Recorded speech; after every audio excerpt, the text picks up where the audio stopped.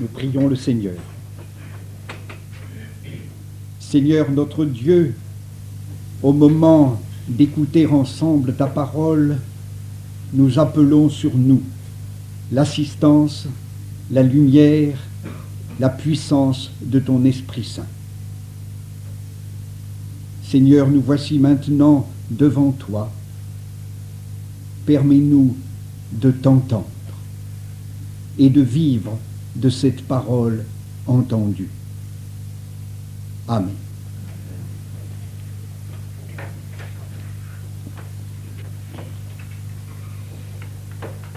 Je lirai tout d'abord dans l'Évangile selon saint Matthieu, au chapitre 5, le début du sermon sur la montagne.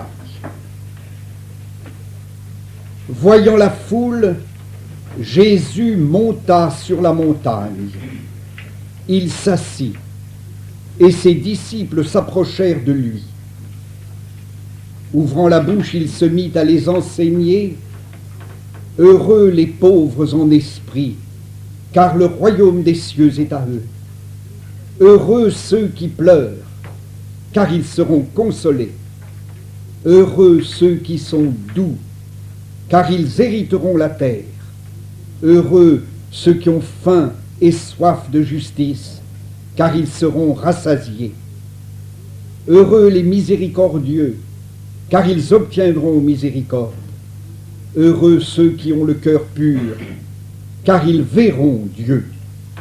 Heureux ceux qui procurent la paix, car ils seront appelés fils de Dieu. Heureux ceux qui sont persécutés pour la justice, car le royaume des cieux est à eux. Heureux serez-vous lorsqu'on vous insultera, qu'on vous persécutera, qu'on répandra sur vous toutes sortes de mal à cause de moi. Réjouissez-vous et soyez dans l'allégresse, parce que votre récompense sera grande dans les cieux. Et c'est ainsi qu'on a persécuté les prophètes qui vous ont précédés. C'est vous qui êtes le sel de la terre. Mais si le sel perd sa saveur, avec quoi le salera-t-on? Il n'est plus bon qu'à être jeté dehors, foulé aux pieds par les hommes. C'est vous qui êtes la lumière du monde. Une ville située sur une montagne ne peut être cachée. On n'allume pas une lampe pour la mettre sous le boisseau, mais on la met sur le chandelier et elle brille pour tous ceux qui sont dans la maison. Que votre lumière brille ainsi devant les hommes, afin que, voyant vos œuvres bonnes, ils glorifient votre Père qui est dans les cieux. Ne pensez pas que je sois venu abolir la loi ou les prophètes. Je suis venu non pour abolir, mais pour accomplir.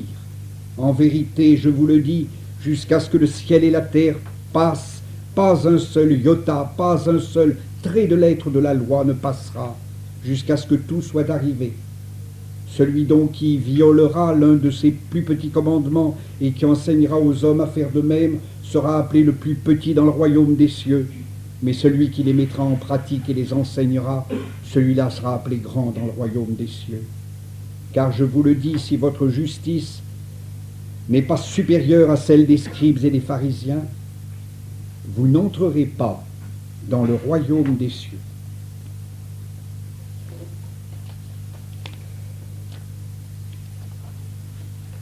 Le texte de ma prédication de ce matin se lit aux 2 premiers versets du chapitre 12 de la lettre de Paul aux Romains. Romains, chapitre 12, les versets 1 et 2.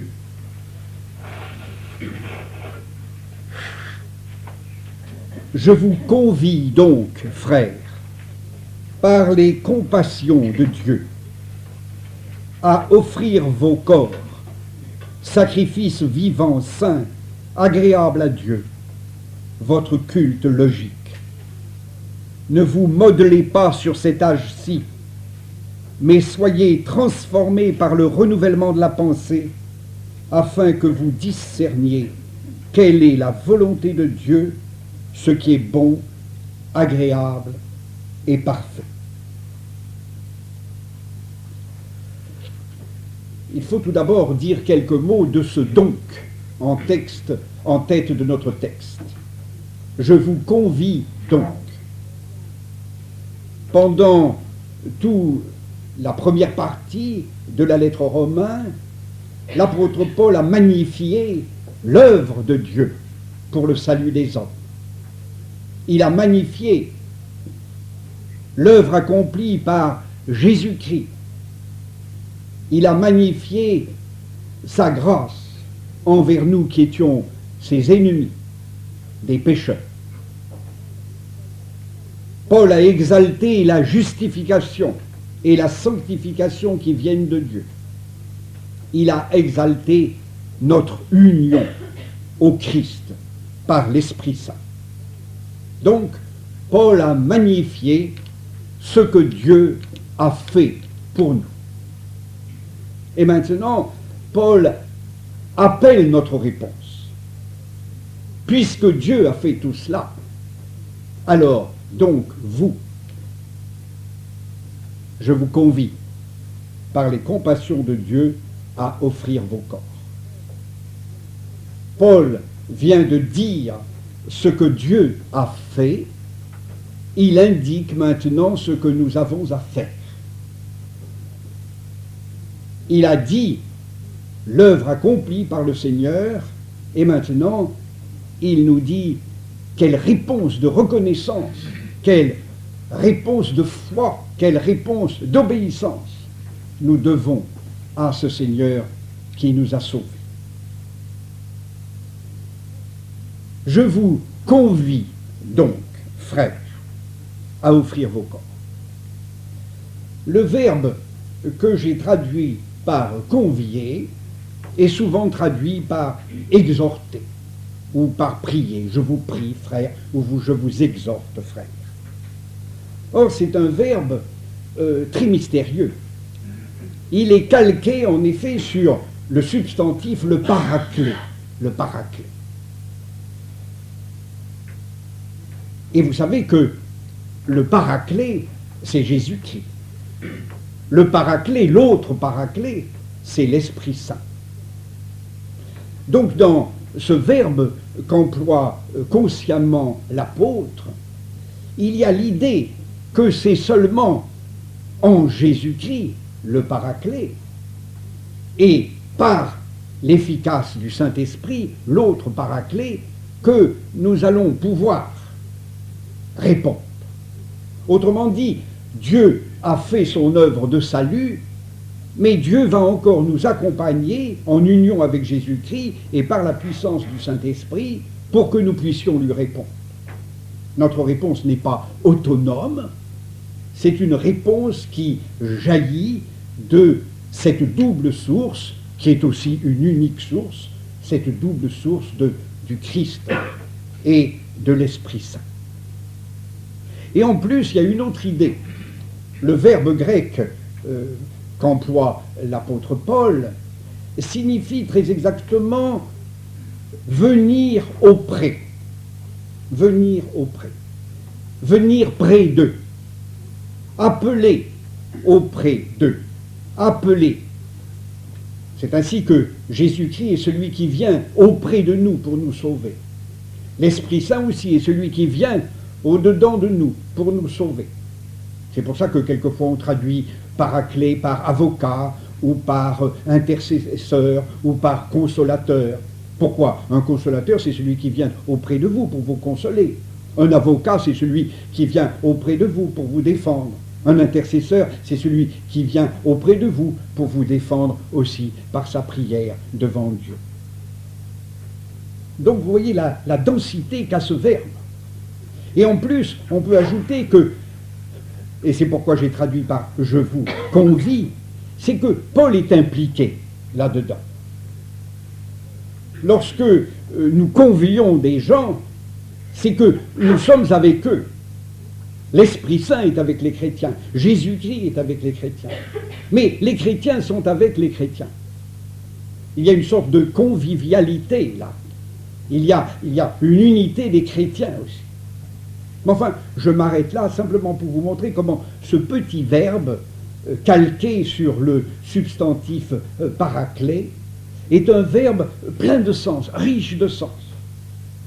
J'ai parlé hier de la Bible Galette en lui opposant la Bible pas de feuilleté, et bien là nous avons rien qu'avec ce verbe un exemple. On ne peut pas aplatir le mot. C'est un mot riche de sens. Je vous convie donc, frères, par les compassions de Dieu, à offrir vos corps, sacrifice vivant, saint, agréable à Dieu, votre culte logique. Offrir vos corps. Jésus-Christ, le Fils unique de Dieu, la seconde personne de la Trinité, Dieu lui-même, vraiment Dieu, en même temps qu'homme, vraiment homme, Jésus-Christ a offert son corps. Et il l'a offert en sacrifice sur la croix. Il est mort sur la croix. Le sacrifice de Jésus-Christ a impliqué la mort de Jésus-Christ. Et non seulement la mort physique, mais cette mort qu'a été pour lui le fait d'être séparé du Père, d'être abandonné du Père, d'être traité par le Père comme le péché même, d'être malédiction à notre place. Jésus-Christ a offert un sacrifice de mort.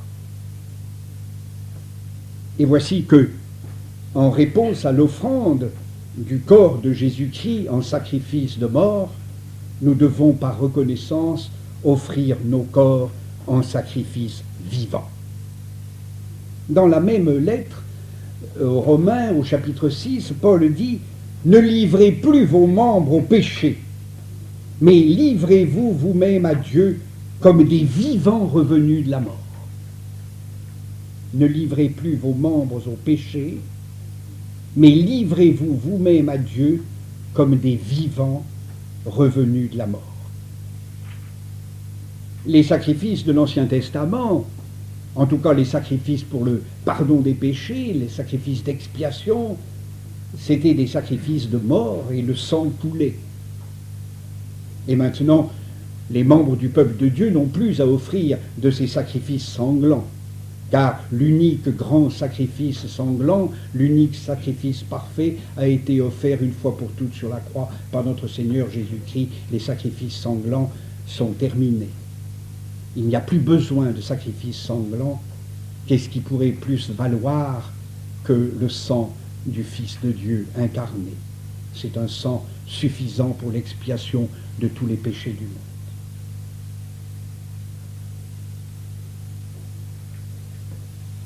Et cependant, nous devons offrir nos corps. Là aussi, c'est intéressant. On peut se demander pourquoi les traducteurs ont mis souvent ici « présentez vos corps »,« livrez vos corps », ce qui n'est pas faux, mais traduit cependant au chapitre 6 « ne livrez plus vos membres au péché, livrez-vous vous-même à Dieu ». C'est le même verbe qui est employé. Livrez vos corps, sacrifice vivant, saint, agréable à Dieu. Sacrifice vivant, ça veut dire le sacrifice de notre vie. Et le fait que le corps soit mentionné ici manifeste notre vie sous son aspect le plus concret, le plus quotidien. Paul aurait pu dire offrez vos âmes à Dieu, offrez vos intelligences à Dieu, offrez vous-même tout entier à Dieu. Mais s'il a marqué corps ici, c'est parce qu'il voulait bien montrer que ce que nous avons à offrir à Dieu, ce n'est pas la partie qui serait la plus élevée de notre être ou la partie qui serait la plus digne de notre être, mais jusqu'à nos corps.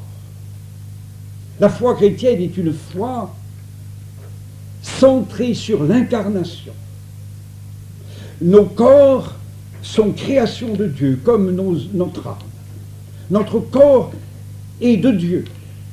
Le péché a pu souiller notre corps, comme le péché a souillé notre âme, comme le péché a souillé nos intelligences, et Jésus-Christ est venu nous sauver dans nos intelligences, dans nos âmes, mais aussi dans notre corps.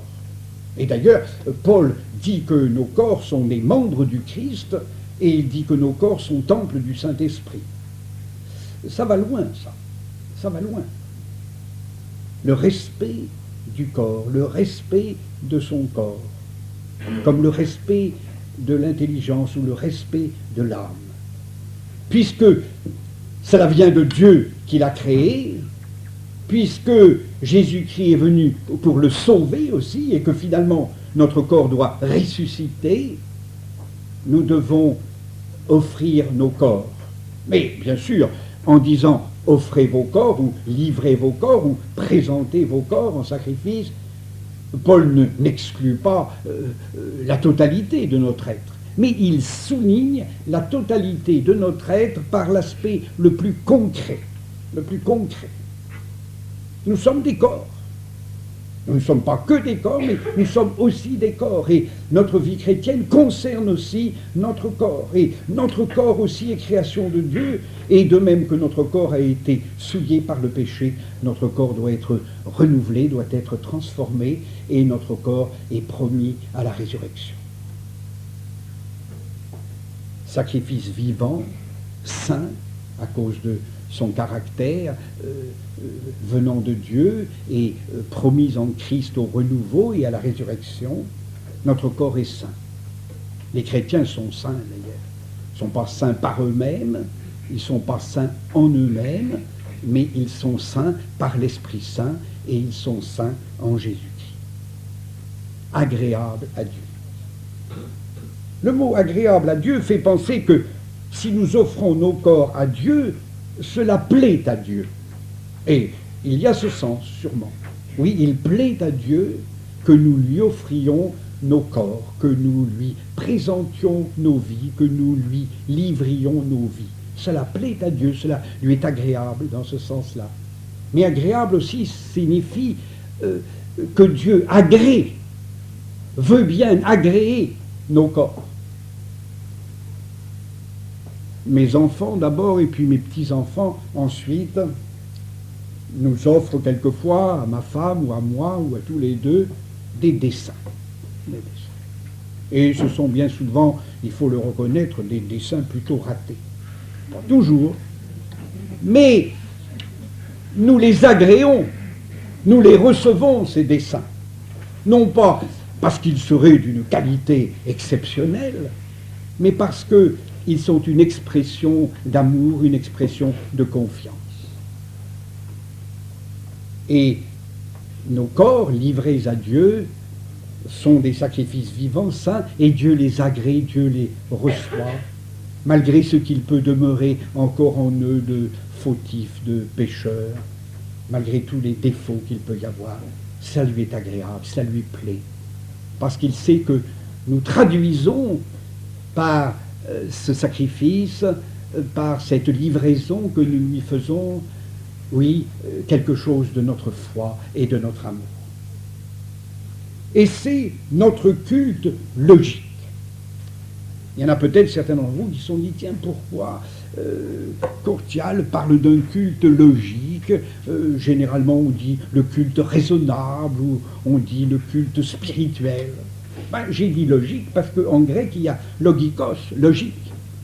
Et alors c'est intéressant de prendre très au sérieux ce mot logikos, parce que même si vous ne savez pas de grec, vous savez que la parole en grec se dit logos. Le logos a été fait chair, la parole a été faite chair. Le logos, c'est la parole. Il y a eu un bateau qui fait de l'évangélisation dans le monde et qui s'appelle le logos. Ça veut dire la parole, le logos, le logos, la parole. Et alors notre culte doit être un culte logique, c'est-à-dire un culte conforme à la parole, selon la parole.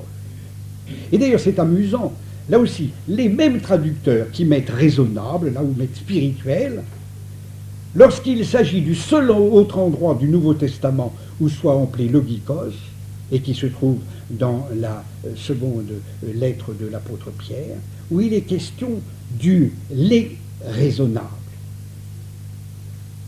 Ils ont mis le lait de la parole. Le lait de la parole. Alors c'est curieux, pourquoi ils mettent de la parole à un endroit et raisonnable ou spirituel à l'autre? Non. Pourquoi c'est un culte logique? C'est parce que c'est un culte selon le logos, c'est-à-dire conforme à la parole. La parole de Dieu veut que notre culte soit comme cela. Et c'est pourquoi il faut bien voir qu'il ne s'agit pas ici seulement de quelque chose d'individuel. Tout ce que j'ai dit jusqu'à présent se situait sur le plan individuel. Nous devons chacun offrir à Dieu notre corps en sacrifice de louange, en remerciement, en louange, en action de grâce pour le sacrifice accompli sur la croix par Jésus-Christ. C'est vrai individuellement, mais c'est vrai aussi corporativement, ou plutôt ecclésialement. En ce moment, en Église, nous formons un corps. Nous sommes le corps du Christ. Nous sommes le corps du Christ parce que nous sommes une manifestation en ce dimanche du corps du Christ, du corps catholique du Christ, au sens où j'ai défini hier le mot catholique. Voilà ce que nous sommes. Nous sommes un corps. Eh bien, ce corps que nous formons, en ce moment, nous avons à le livrer et à l'offrir à Dieu en sacrifice vivant, saint, agréable à Dieu. Et c'est le culte selon la parole. Quand les chrétiens s'assemblent pour le culte dominical, ils viennent ensemble, corporativement, ecclésialement, communautairement, s'offrir à Dieu. Et il faut souligner les deux aspects, l'aspect personnel ou individuel d'une part, et puis l'aspect collectif ou ecclésial d'autre part. Nous sommes agréables à Dieu, malgré ce qu'il y a de péché en nous tous. Nous sommes agréables à Dieu, il plaît à Dieu, nous sommes agréables à Dieu quand nous lui offrons un culte selon la parole, un culte logique, c'est-à-dire un culte selon le logos de Dieu. Et l'apôtre continue. Ne vous modelez pas sur cet âge-ci, mais soyez transformés par le renouvellement de la pensée. Ne vous modelez pas. Dans le verbe grec employé ici, il y a le mot schéma, schéma en grec. C'est-à-dire, ne vivez pas selon le schéma, ne vivez pas selon le modèle de cet âge-ci. Trouvons là un petit mot difficile, mais en français, il existe quand même. C'est le mot éon, en grec aion, léon. Selon l'éon, cet éon, qu'est-ce que c'est qu'un éon? Alors on a traduit, et on traduit généralement par ce monde-ci. C'est quelque chose de tout à fait spatial, le monde. Ou on traduit selon ce temps-ci. Alors là, c'est pas spatial, c'est temporel. Mais un éon, c'est quelque chose de bien plus mystérieux que le monde, ou que le siècle-ci, ou que l'âge-ci. C'est un ensemble spirituel.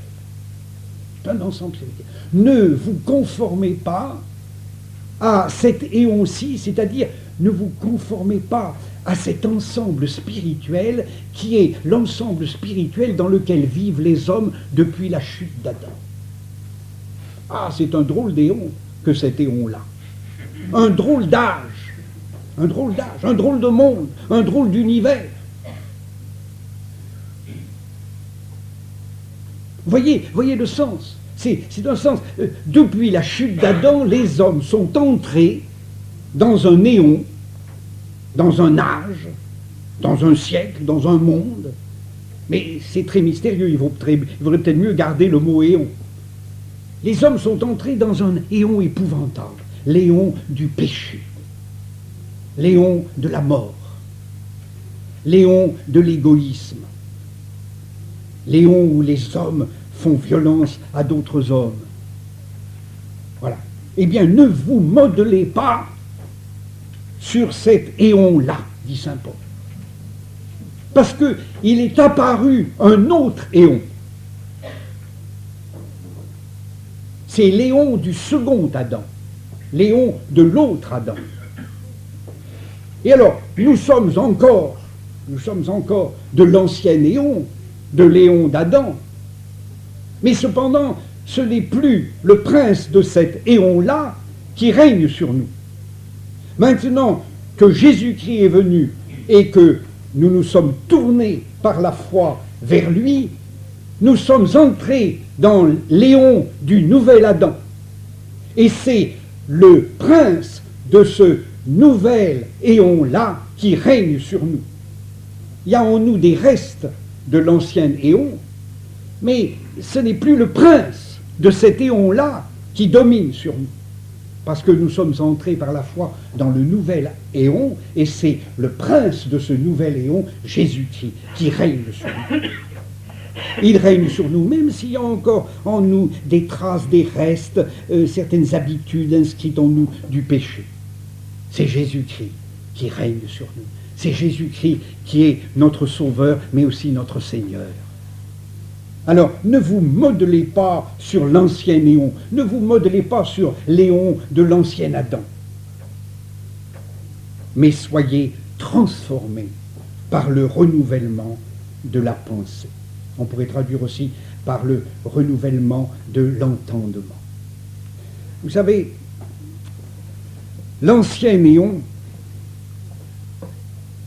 avec toutes ses habitudes, avec tous ses plis de péché, de mensonges,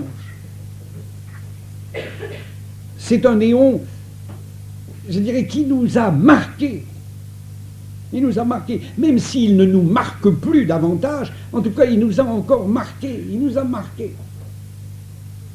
C'est difficile de quitter les marques, ou on pourrait dire quelquefois les tics, ou il faut dire les habitudes de l'ancien néon.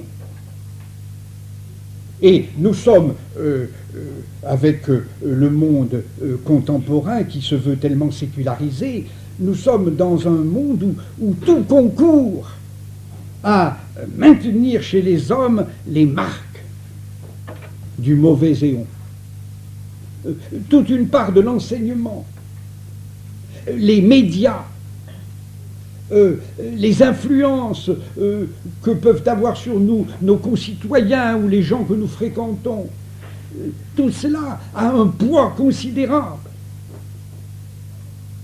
Soyez transformés par le renouvellement de la pensée, par le renouvellement de l'entendement. Au fond, l'ancien éon nous a appris à voir les choses de mauvais point de vue. Mauvais point de vue. Et il nous faut apprendre à tout revoir d'un nouveau point de vue. C'est pas commode. Vous savez, ici, à la faculté, nous avons éprouvé bien souvent cela, nous les professeurs. D'abord, nous l'avons éprouvé sur nous-mêmes, pour nous-mêmes. Et puis, nous l'avons éprouvé pour les étudiants. Vous savez, quand un étudiant vient ici, après des années et des années d'enseignement prétendument laïque, après des années, et puis après des années où les médias ont agi sur lui et tout ça, c'est terrible l'effort qu'il va falloir faire pour se dégager de tout cela. Il faut un renouvellement de l'entendement, un renouvellement de la pensée. Il y a des habitudes de pensée, des habitudes d'entendement qui sont tellement incrustées que pour que ça saute et pour que ça se transforme, il va falloir quand même du temps. Je dirais même, il faut tellement de temps que même à l'heure de notre mort, et moi qui suis un homme âgé, évidemment, vous me direz, j'ai eu beaucoup de temps, malgré tout le temps que j'ai pu avoir, il y en a encore des choses qui ont besoin d'être transformées, et les marques de l'ancien néon, je les sens parfois bien peser sur moi. Et c'est pour ça que Paul s'écrie en pensant à Jésus-Christ, qui me délivrera de ce corps de mort, c'est-à-dire du corps de l'ancien néon, avec toutes les habitudes qui se sont incrustées dans ce corps. Vous savez, un homme ou une femme devient chrétien. C'est un commencement. Et c'est un commencement sans fin. Sans commencement. Parce qu'il y a tant de plis, il y a tant d'habitudes, il y a tant de manières de voir, il y a tant de points de vue. Il va falloir que ça se transforme, et ça ne peut se transformer que progressivement. Il y en a chez qui ça peut être très fort au départ, il y en a d'autres pour qui ce sera peu à peu, plus lentement. Mais de toute manière, même celui qui serait vraiment transformé au départ, je pense par exemple à Saint Paul. Saint Paul, après le chemin de Damas, après sa conversion du chemin de Damas, il a été vraiment transformé. N'empêche que c'est bien lui qui disait « Qui me délivrera de ce corps de mort ?» Parce qu'il était lucide, réaliste, Saint Paul. Et il voyait bien en lui toutes ces habitudes encore contre lesquelles il lui fallait combattre. Il n'était plus dominé, certes, par le prince de l'ancien Léon. Il était vraiment livré au prince du nouvel Léon. Mais il allait falloir courir et combattre et pas s'arrêter et jamais regarder en arrière et repartir en avant et progresser et quelquefois tomber et puis se relever, être meurtri et puis reprendre le combat. Voilà. Il sait tout cela, Saint Paul, quand il l'écrit. Ne vous modelez pas sur l'ancien néon. Soyez transformés. Le verbe grec, d'ailleurs, c'est exactement le verbe métamorphoser. Métamorphoser. La seule différence, c'est que transformer, ça vient du latin, tandis que métamorphoser, ça vient du grec, mais ça a le même sens. Au point, il dirait, soyez métamorphosés. Ah, c'est pas rien, une métamorphose. Vous savez, quand j'étais enfant et que je visitais dans les Cévennes l'une des entreprises d'un de mes aïeux, j'aimais beaucoup voir toute l'histoire du ver à soie jusqu'au moment où il est enfermé dans le cocon. Et puis, il y a la sortie. Vous savez dire que pour les papillons, c'est comme ça. Il y a une métamorphose, ça s'appelle d'ailleurs une métamorphose, quand la chrysalide devient papillon. La métamorphose, c'est un changement profond.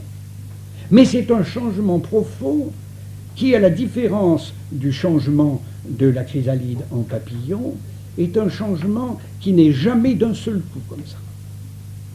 C'est un changement où il y a un bon coup au départ, généralement, mais où il va falloir du temps, et tout le temps de la vie. Et c'est pour ça que le catéchisme de Heidelberg dit que même les plus saints des chrétiens, même les plus saints des chrétiens, alors qu'est-ce que c'est pour ceux qui ne sont pas les plus saints? Les plus saints des chrétiens n'ont jamais ici-bas qu'un petit commencement d'obéissance. Ah, ça c'est... Vous savez, quelquefois, là, on schématise faussement les affaires. Un peu, souvent le avant, après. Avant, j'étais ci, j'étais ça, c'était horrible, c'était épouvantable. Tandis que maintenant,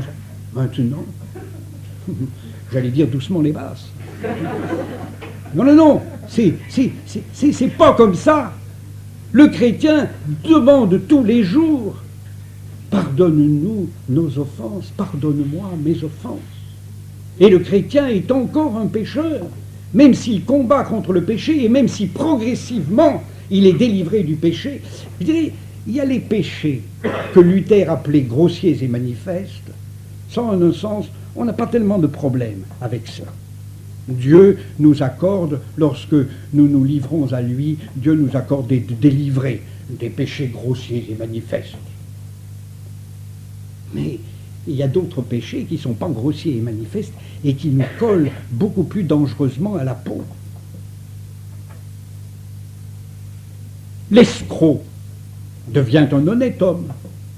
L'adultère devient un époux fidèle. À la limite aussi, l'assassin n'est plus un assassin. Bon. Ça, c'est les péchés grossiers et manifestes. Mais les autres péchés, l'égoïsme, l'orgueil. Évidemment, on peut faire comme le franciscain qui disait « Nous, pour l'humilité, nous ne craignons personne ». Mais c'est pas vrai. L'orgueil et l'égoïsme, on aura une bataille avec eux tout au long de la vie. Tout au long de la vie. Soyez transformés par le renouvellement de la pensée, le renouvellement de la pensée. On voit les choses tout autrement.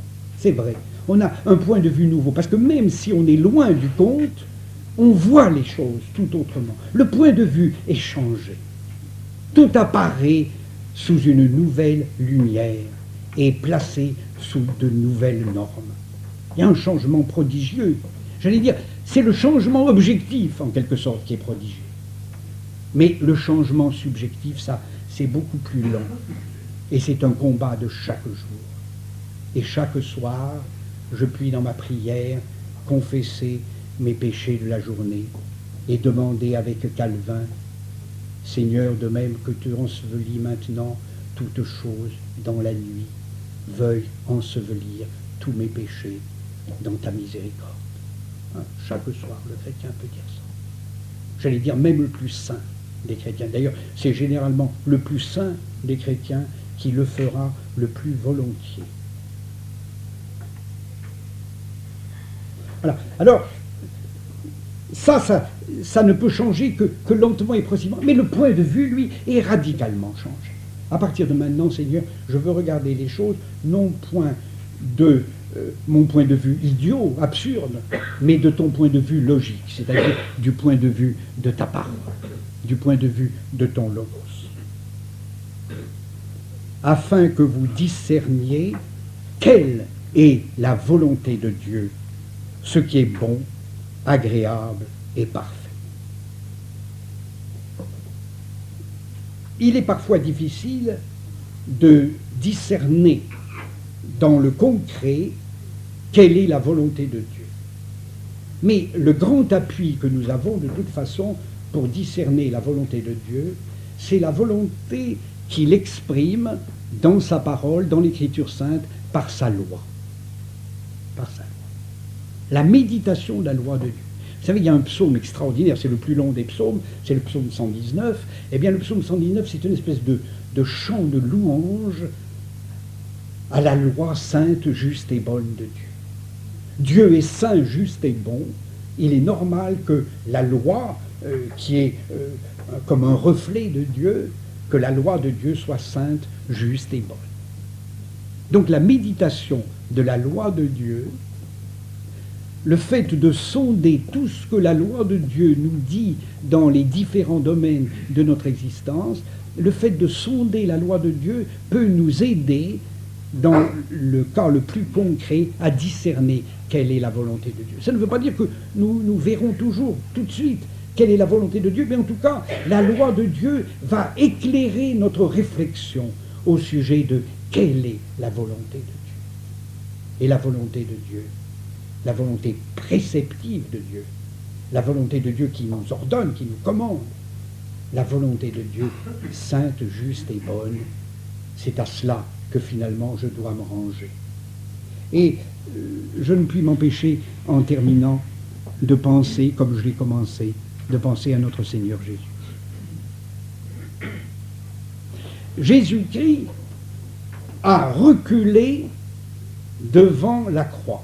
Il a certainement reculé devant la croix à plusieurs reprises, mais là où il a le plus reculé devant la croix, ça a été au jardin de Gethsémani, dans la nuit du jeudi au vendredi saint. Alors souvent on peut se demander, mais pourquoi Jésus-Christ, qui était le Fils de Dieu, a reculé devant la croix? Et je crois que la réponse, c'est justement parce qu'il était le Fils de Dieu qu'il a reculé devant la croix. Parce que qu'est-ce que c'était que la croix? La croix, c'était la malédiction de Dieu. La croix, c'était l'abandon de Dieu. La croix, c'était être traité par Dieu comme le péché même. Vous savez, quand on est le Fils de Dieu, quand on est le Saint de Dieu, quand on est précisément Jésus-Christ, comment est-ce qu'on peut aller vers la malédiction de Dieu? Comment peut-on vouloir être traité comme le péché doit justement être traité, c'est-à-dire par la malédiction et par la séparation d'avec Dieu? C'est ça que Jésus-Christ a craint. C'est pas du tout les souffrances physiques de la croix. Les souffrances physiques de la croix, c'est pas ça qui pouvait faire peur à Jésus-Christ. Mais il y avait une souffrance bien pire que les souffrances physiques. C'était la souffrance d'être coupé du Père, d'être abandonné du Père, d'être séparé du Père, d'être maudit du Père.